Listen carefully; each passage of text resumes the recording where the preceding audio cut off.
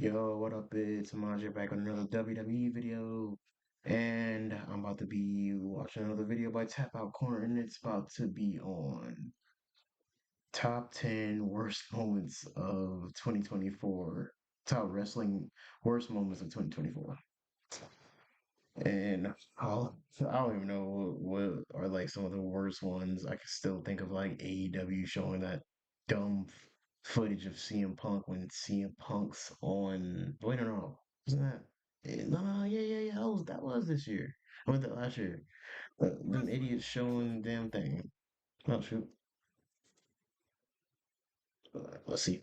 These are the top 10 worst things that happened in wrestling in 2024. This list is open to any company WWE, AEW, TNA, and more. Nobody is off the hook. And to make things interesting, we'll find out at the end which company had the worst 2024. Each ranking will result in that company getting a strike. The higher the ranking, the more strikes the company will get. The company with the most strikes at the end had the worst 2024. With that out of the way, let's start with number 10, Samantha Irvin leaves WWE. Despite being a ring announcer, the fans are somewhat divided on Samantha Irvin. One side loves the energy and personality she brought to ring introductions, while the other thinks she took too much from the show. I think a wrestling show works best when everyone is doing the best job they can, so I always appreciated Irvin's ring introductions. However, in October 2024, Samantha Irvin abruptly left WWE. Apparently, the reason for Irvin's departure was to pursue a music career and other projects that she couldn't focus on while being part of WWE. However, I think the most shocking revelation came directly from Samantha herself. While replying to a comment on social media, Irvin said she never really liked re-announcing, and it was more of a way for her to get into WWE. It was surprising because she seems so passionate about announcing that I would have never guessed she was indifferent to it. I get that Samantha Irvin was just a re-announcer, but she was on a roll and on her way to potentially being the greatest. Honestly, I liked her. Think she just received like some hate for like nothing. I've seen like so many Instagram comments, and like WWE, just like weird old fans that just like criticize like anybody in WWE. Like you come across those little weirdo pages that just like think they're actually playing a heel or whatever. I don't get it, but like I think she was just overhated. Like she was a really good announcer. She was probably like top 10 ring announcers of the of the decade at least. Announcer of all time. I wouldn't rule out a return, but if Samantha Irvin comes back as a re-announcer, I think it's And gonna all feel a right, bit fine. awkward I'm just when leaving that re-announcing alone. is the stepping stone. Strike one And I'm sorry, I keep adjusting this. I need to get a new ring light. I don't know why it just keeps slipping down. for WWE. Number 9, Jimmy Uso versus Jey Uso. WWE has a fascinating tradition of having real life brothers face off at WrestleMania every 15 years. At WrestleMania 10, it was Bret Hart versus Owen Hart. At WrestleMania 25, it was Jeff and Matt Hardy. And at WrestleMania 40, it was Jimmy and Jey Uso. On paper, Uso versus Uso sounds like a good idea. They were key parts of the Bloodline storyline that had been going on since 2020. The WrestleMania match had a ton of build and a great story. It seemed impossible to mess up. So here's how they messed it up. The match was slow, with awkward pauses throughout. It just Yo, never really got going, which led to the crowd dying, which made things even worse. In fact, Jimmy Uso had to yell at his own daughter to get off her phone. He wanted to be with his brother. He wanted Jimmy to get away from the damn bloodline and Roman Reigns. However, the biggest complaint of Uso versus Uso was how many like that has to be like the worst in the world. You on the phone and your dad's like doing something he loved and like either wrestling or whatever job you're doing that's like entertainment and you're just scrolling on your phone. That just has to be embarrassing. super kicks it had. I'm honestly surprised the Young Bucks didn't file a lawsuit. Guys, that move used to be a finisher. Making it even worse was that Jimmy and Jay didn't sell half of the super kicks. I guess it's those hard Samoan heads. Besides that, the two lacked chemistry. Jimmy Uso's acting in the middle of the match, asking for forgiveness, wasn't good, and the whole ending felt underwhelming. I guess it was kind of fitting that Dude Wipes was the sponsor. What really stinks though is that this was a story that essentially began 14 years ago when the Usos debuted in WWE, and this was the payoff. That's 2 additional strikes against WWE, putting them at 3. Number 8, TNA fires Scott D'Amore. At Bound for Glory 2023, Impact Wrestling announced that the company would be no more. Instead, they were going back to their roots, and they would now be called TNA again. TNA's president, Scott D'Amore, made the announcement with this famous line.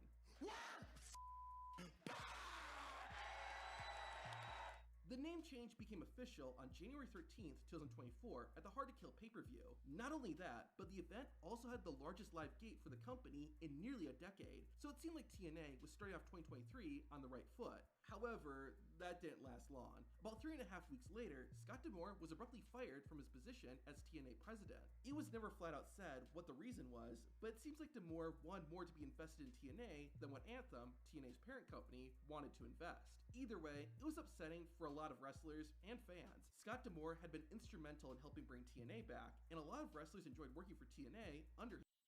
Honestly, like, bro, them firing him literally just like kind of like brought it down a bit. Like TNA is still doing good, but like I feel like they shouldn't have fired him. I feel like it's just like a double-edged sword.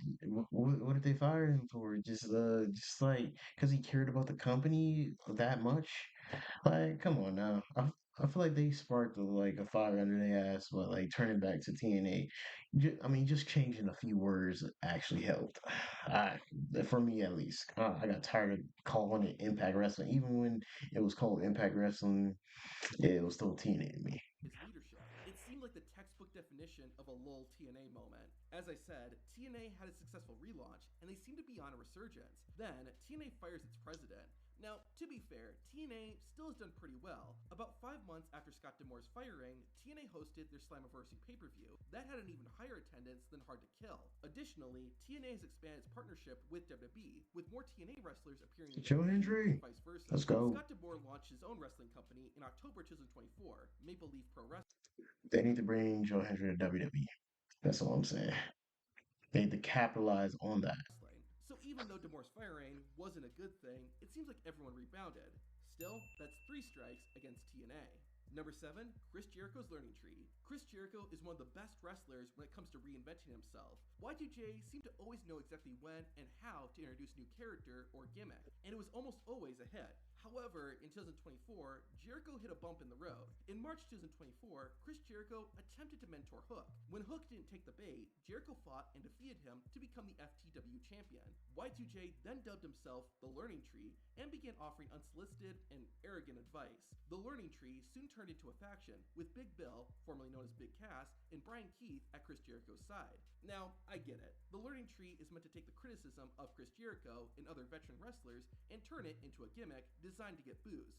But just because I intentionally made a bad meal doesn't mean the food is now suddenly good. Now, I don't think the Learning Tree is I'm sorry, like you said, like Chris, it was like so like entertaining to see like how Chris Jericho always like reinvented himself. Like I just feel like he should just stop wrestling already. I know I feel like he can do this until he's like 60, which he's in his 50s right now. But I feel like he should just automatically just get out of here, bro. Like this whole gimmick. I feel like he has so many groups in AEW already. Like you got the Learning Tree, you got like I don't even know what the other groups are called. Oh my god, my memory is bad. inherently bad. I think it has more to do with Chris Jericho. I feel like a lot of people would agree when I say I don't think it would be bad if Jericho went off TV for a while. Why is that? Well, obviously, there were the sexual misconduct allegations that surfaced in late 2023. As far as I know, there's never been any real closure to it, which left a bad taste in people's mouths. There was also the infamous picture of Jericho's wife participating in the January 6th insurrection that began floating around too. But talking about the Learning Tree itself, it just doesn't have the allure like Jericho's other gimmicks. It seems like he's less focused on creating compelling stories and characters and more on getting names and catchphrases over, like, hey guys, TV time and Nueve. I think Jericho and even AEW would be better if we just had a break from Y2J. 4 strikes for AEW. Number 6, the continuing Wait, what? decay of the NWA. Before I dive into this, I gotta say, there's no part of me that enjoys the NWA or any wrestling company failing. That said, I'm gonna be frank about what's happening with the NWA. The COVID-19 pandemic negatively affected the entire wrestling landscape. However, while WWE seemed to come out of it stronger, it was the opposite story for the NWA. Sure, it wasn't just COVID that hurt the NWA, but I think it was the starting point, and things have continued to get worse and worse. In October 2024, NWA Power was taken off the CW app. Granted, NWA wasn't on proper TV, but it was the biggest platform the NWA had ever been on since Billy Corgan took over in 2017. After getting the boot from the CW, NWA began posting episodes of Power to Twitter or X. Now, that was Yo, I remember hearing about that. They were on the CW app, and like, who even has the CW app? Like, who even has like most of like TV apps nowadays? Like, most people just usually have Netflix, Max, most of the streaming apps that like that they probably like watch shows on, but like I didn't even know CW had an app. I just like seen like the like broadcasts on like where on TV, but I didn't even know they had one. going to be such a big issue, but did you even know that? When the NWA was bought by Billy Corgan, it had Oh shit. energy and excitement behind it. But as the years went on, the NWA started to become less relevant and mocked more. Sure, Tyrus as NWA World Champion in 2023 wasn't good, but at least people paid attention. If He 2023 was was the year of champ? mockery for the NWA, then 2024 was the year of irrelevance.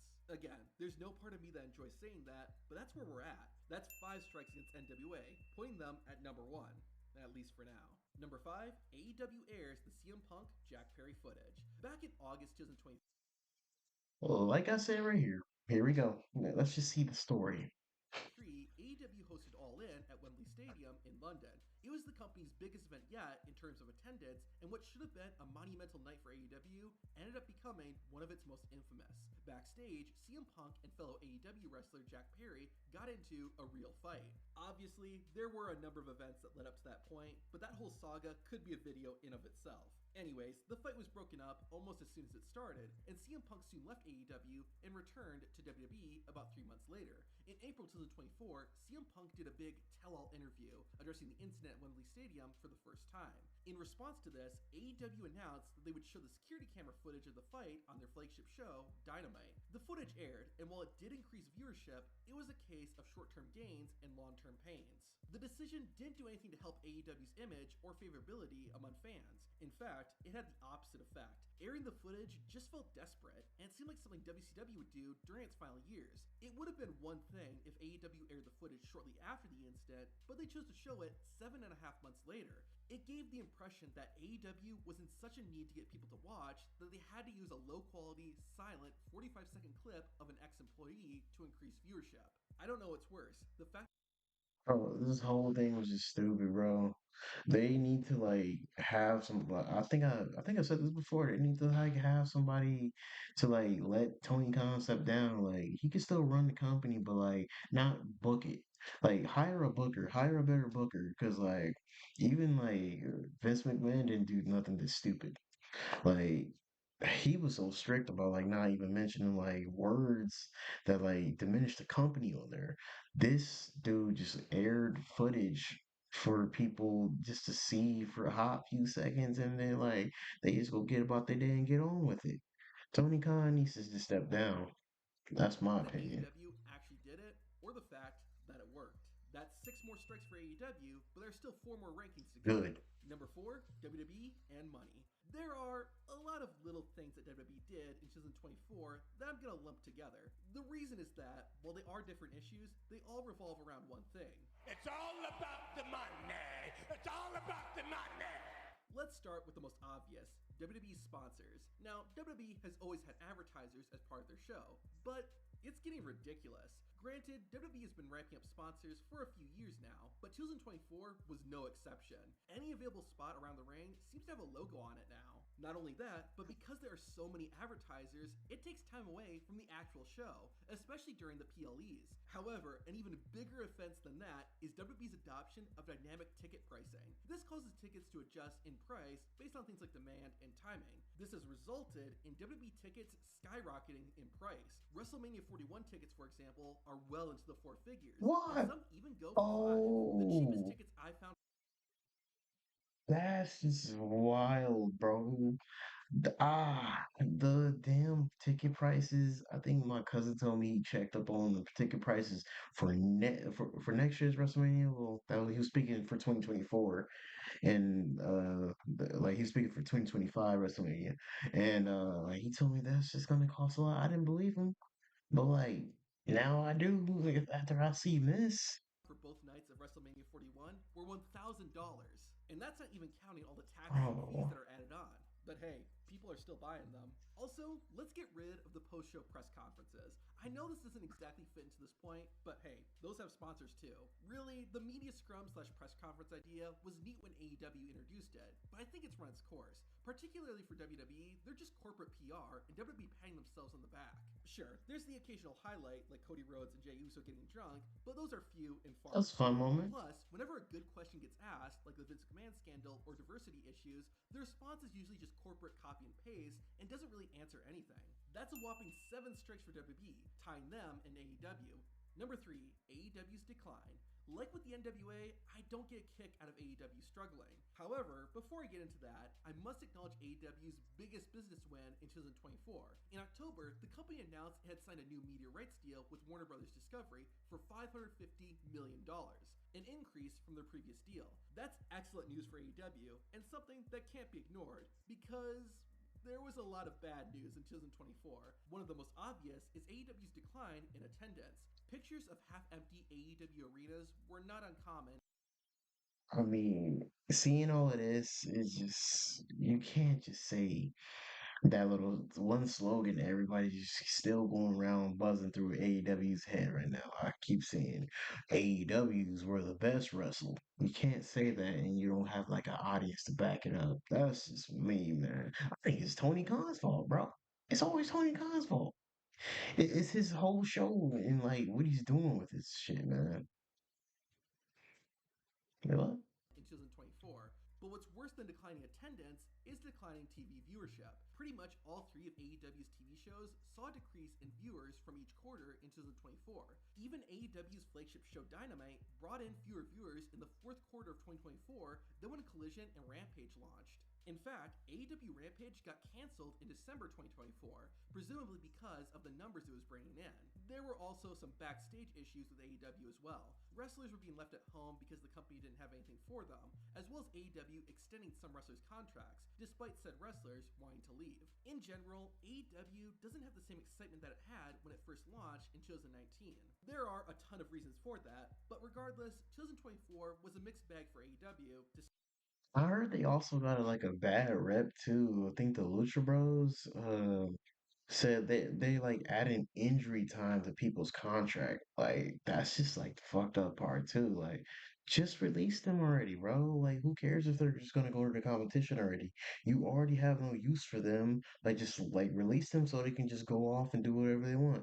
They released one brother and now they're keeping another brother just he was injured. AEW, man. Say the least. 8 strikes for All Elite Wrestling. Number 2, Tessa Blanchard returns to TNA. In 2020, Tessa Blanchard was a rising star in women's wrestling. She was signed to TNA, but it seemed inevitable that she would end up in either WWE or AEW. She was that good. In fact, Blanchard became the first and only woman to hold the TNA World Championship. Tessa was on What? top of the world, and This then she happened. destroyed it all with one tweet. In January 2020, Tessa Blanchard posted on Twitter saying, "Hey women, try supporting one another. Cool things happen." This prompted backlash from multiple female wrestlers who said Tessa had bullied women backstage, publicly put them down, tried to blacklist people, and even spat in a black woman's face and called her the N-word. Despite this, TNA stood by her What? and only fired Tessa Blanchard when she refused to come to work. Rather than apologize, Blanchard pretty much doubled down. This forced Tessa to wrestle in Mexico, as no US company would touch her. That was until December 2024, when TNA secretly rehired Tessa Blanchard. In fact, wrestlers and even some higher ups in the company didn't know Tessa was being brought back until she arrived backstage for her return. The locker room was reportedly split on Tessa being brought back, but there were people who were glad to see her. Now, it's not so much Tessa Blanchard herself returning that makes this list, but how TNA handled it and the message it sent. The fact that they felt they needed to hide Blanchard's return is a red flag to begin with. How However, it feels like a slap in the face. TNA fired Scott D'Amore, someone who is very pro TNA, helped rebuild the brand, and never embarrassed the company. But they rehired Tessa Blanchard, someone with a list of terrible allegations, and someone who wouldn't film promo videos from her home while being the world champion. I get from TNA's side that they're losing talent, but the way they went about bringing Tessa Blanchard back was completely wrong. 9 strikes against TNA. Now this next ranking will determine which company had the worst 2024. And number 1, Vince McMahon and lawsuits. You knew this was coming. Sure, the allegations against Vince McMahon are just that, allegations. But if just 1% is true, that's more than enough to earn a spot on this list. The Janelle Grant allegations are the most well-known, but there were so many more. Allegations surfaced from a previously unpublished statement from Ashley Massaro, and Vince McMahon and WWE were later hit with an entirely different lawsuit from the infamous Ring Boy scandal. To say WWE's lawyers and PR team had their work cut out for them in 2024 is an understatement. That gives WWE 10 more strikes and gives them the dishonor of having the worst 2024. Now that doesn't mean WWE wasn't good in 2024. Far from it. I'm still amazed at the stuff Liv Morgan and Dominic Mysterio got away. Oh my God. I'm not really surprised that like WWE took like the like the bad points from this because like they really had a good and bad 2024. Mm, But now that I think of it, because at the beginning of the video, I couldn't like really like think of anything except for like a couple of things in my head. But like I feel like they did because of that Vince McMahon thing. But hey, if you guys enjoyed that video, like and subscribe. It's free. You want to see more WWE videos? Let me know. I'll catch you guys later.